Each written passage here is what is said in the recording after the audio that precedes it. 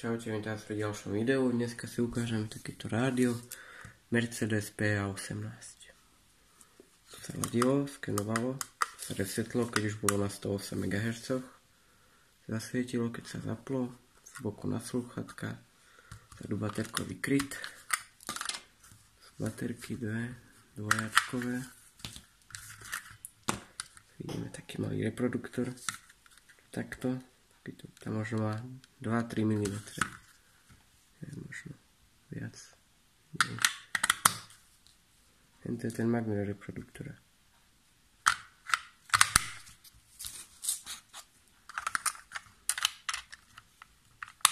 Z druhej strany máme potenciometer. Tu bola ešte taká šnúrka. Antén. Je to iba FM.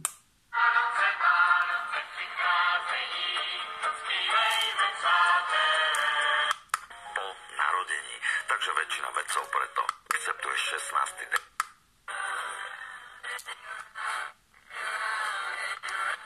Dá sa sviatky? Má to Boh vie, aký výkon.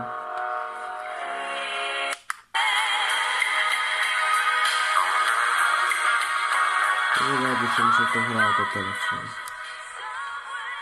Asi nič, ani výšky to jedno má. Ako telefón. Stereo.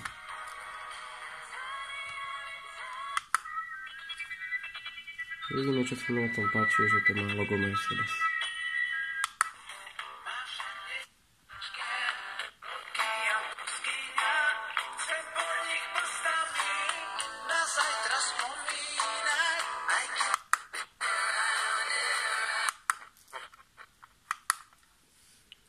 Je to malé, ešte poviem aj koľko to má.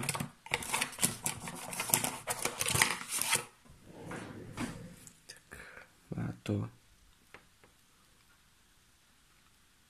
tak, dajme tomu, že 2 krát 9 krát nejakých 5,5.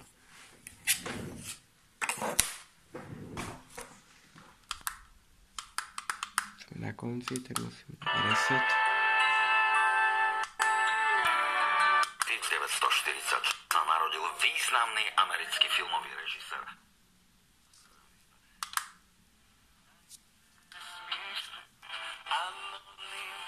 Aj toto je super. Totiž Robíme takéto neublíž.